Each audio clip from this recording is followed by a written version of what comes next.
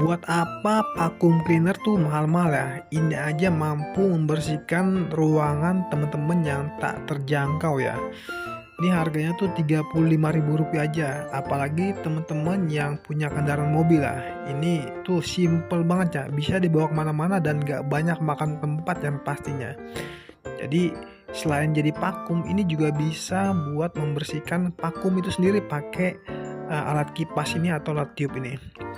Jadi simple banget dibawa kemana-mana, harganya Rp35.000, jadi bisa dibawa kemana-mana yang pastinya, dan stoknya juga terbatas teman-teman. Jadi buruannya dicek out di keranjang kuning, mumpung harganya masih di bawah Rp40.000. Sistemnya itu pakai pengecasan ya, bukan pakai baterai. Jadi simple banget.